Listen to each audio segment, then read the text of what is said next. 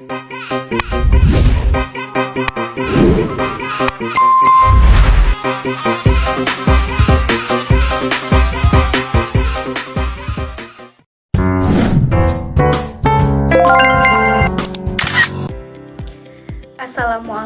warahmatullahi wabarakatuh.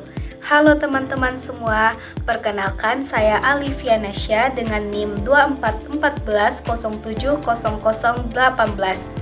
Pada video kali ini saya akan mencoba membahas beberapa soal terkait dengan geometri bangun ruang, kesejajaran dan kesebangunan, satuan pengukuran panjang, berat dan waktu, jarak dan kecepatan, debit dan volume, penyajian data dan pemusatan data. Video ini dibuat untuk memenuhi nilai UAS pada mata kuliah Matematika Dasar SDMI dengan dosen pengampu Bapak Dorisno MPD. Selamat menyaksikan.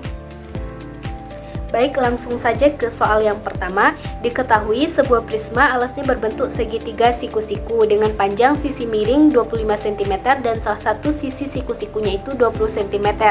Tinggi prisma 24 cm. Yang ditanya, luas permukaan prisma tersebut adalah. Untuk menyelesaikan persoalan seperti ini, langkah pertama yang harus kita lakukan yaitu menentukan panjang salah satu sisi segitiga yang belum diketahui. Seperti yang ini kita sudah bisa melihat yang tidak diketahui itu kita simbolkan dengan X. Untuk mencari panjang X kita bisa menggunakan teorema Pythagoras, di mana sisi yang miring itu kita kurang dengan salah satu sisi yang telah diketahui. Maka X kuadrat sama dengan 25 kuadrat dikurang 20 kuadrat. X kuadrat sama dengan 625 dikurang 400. X kuadrat sama dengan 225. X sama dengan akar dari 225, maka X sama dengan 15 cm. Nah, setelah mengetahui seluruh sisi segitiga itu, kita bisa langsung mencari luas permukaan prisma, yang mana rumusnya yaitu 2 kali luas alas ditambah keliling alas dikali tinggi prisma. Berarti 2 dikali setengah alas kali tinggi ditambah A ditambah B ditambah C dikali tinggi prisma. Berarti 2 dikali setengah dikali 15 dikali 20 ditambah 15 ditambah 20 ditambah 25 dikali 24. Maka sama dengan 300 ditambah 1440 sama dengan 1740 cm persegi. Jadi luas permukaan prisma segitiga tersebut adalah 1740 cm persegi. Baik, lanjut ke soal yang kedua. Diketahui sebuah tempat air berbentuk tabung dengan diameter 28 cm. Diameter 28 cm otomatis jari-jarinya itu setengah diameter, yaitu 14 cm. Tempat air tersebut tingginya itu 56 cm. Pertanyaannya, jika tempat air tersebut hanya terisi 3/4 bagian, maka volume air yang ada dalam tempat tersebut dalam satuan liter adalah. Langkah pertama yang kita lakukan yaitu kita mencari volume penuh dari tempat tersebut. Kita bisa mencari volumenya dengan volume tabung, yaitu luas alas dikali tinggi, pi R kuadrat dikali tinggi. Pi di sini kita gunakan yaitu 22/7 karena 14 adalah kelipatan 7. Berarti 22/7 dikali 14 dikali 14 dikali 56 sama dengan 34.496 cm3. Setelah mendapatkan hasil volume penuh, kita akan mencari volume 3/4 bagian. Volumenya itu sama dengan 3/4 dikali 34.496 menghasilkan 25.872 cm3. Karena yang di soal tadi diminta dalam satuan liter, maka kita merubah cm3 ini ke liter. 1 liter itu kan sama dengan 1 desimeter kubik. Maka dari sentimeter itu ke desimeter itu naik 1 tangga. Karena di sini kita menggunakan kubik, berarti naik 1 tangga itu dibagi 1000. Berarti 25.872 dibagi 1000 sama dengan 25,872. Jadi volume air yang ada dalam tempat tersebut adalah 25,872 liter. Baik, soal selanjutnya. Dari soal kita ketahui bahwa tinggi tiang pertama itu adalah 10 meter. Lalu bayangan tiang pertama itu 4 meter, sedangkan bayangan tiang kedua itu adalah 7 meter. Pertanyaannya, jika kedua tiang dan bayangannya membentuk segitiga yang sebangun, berapakah tinggi tiang bendera yang kedua? Untuk lebih mudah memahami, kita bisa menggambarkan seperti ini agar lebih mudah dipahami. Kita misalkan bahwa tinggi tiang kedua itu dengan X. Kita bisa menyelesaikan ini dengan konsep perbandingan atau persamaan. Seperti 10/4 itu sama dengan X per 7. Lalu kita kalikan silang. 4 dikali X sama dengan 10 dikali 7, 70. Maka X sama dengan 70/4. X sama dengan 17,5 meter. Jadi tinggi tiang bendera yang kedua adalah 17,5 meter. Next, dari soal kita mengetahui bahwa seorang arsitek itu merancang sebuah taman berbentuk persegi panjang dengan ukuran panjang 100 meter dan lebar 80 meter. Untuk mempercantik taman tersebut, ia ingin menambahkan pagar di sekeliling taman. Dalam satuan sentimeter, pagar tersebut dijual dengan harga Rp 150 per sentimeter. Berapa total biaya yang dibutuhkan untuk membeli pagar tersebut? Langkah pertama yang kita lakukan yaitu kita harus mencari keliling dari taman tersebut. Karena tamannya ini berbentuk persegi panjang, maka kita akan menggunakan rumus keliling persegi panjang, yaitu 2 dikali panjang ditambah lebar. 2 dikali panjangnya 100 ditambah lebarnya 80, berarti 2 dikali 180 sama dengan 360 meter. Jadi keliling taman itu adalah 360 meter. Lalu langkah selanjutnya itu adalah biaya yang dibutuhkan untuk membeli pagar tersebut.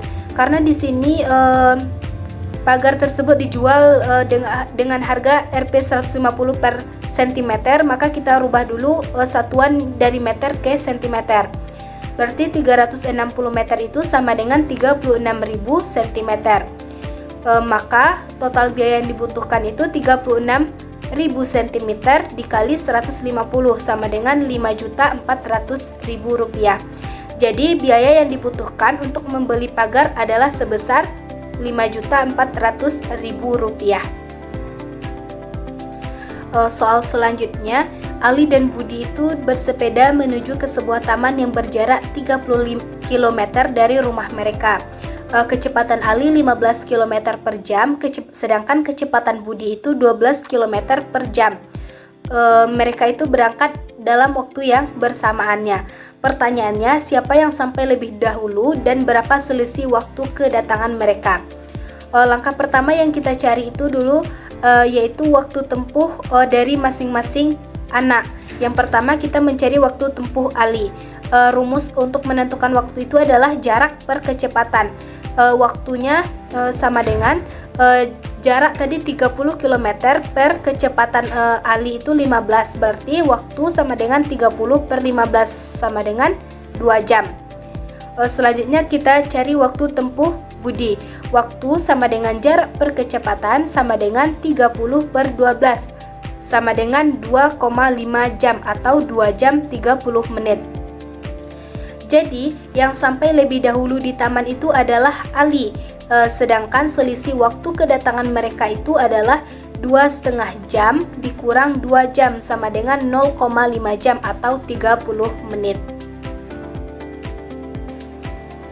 Baik, soal selanjutnya, diketahui sebuah bak mandi berbentuk balok berukuran 200 cm dikali 150 cm dikali 100 cm. Bak mandi tersebut sedang diisi menggunakan 2 buah pipa dengan debit masing-masing pipa 15 liter per menit dan 10 liter per menit. Pertanyaannya, berapa waktu yang dibutuhkan untuk mengisi bak mandi tersebut hingga terisi penuh? Langkah pertama yang harus kita lakukan yaitu mencari volume bak mandi. Karena bak mandinya ini berbentuk balok, maka kita menggunakan rumus volume balok, yaitu panjang dikali lebar dikali tinggi. sama dengan 200 dikali 150 dikali 100 sama dengan 3 juta cm kubik. Kita rubah dari satuan cm kubik ini ke liter, yaitu sama dengan 3000 liter.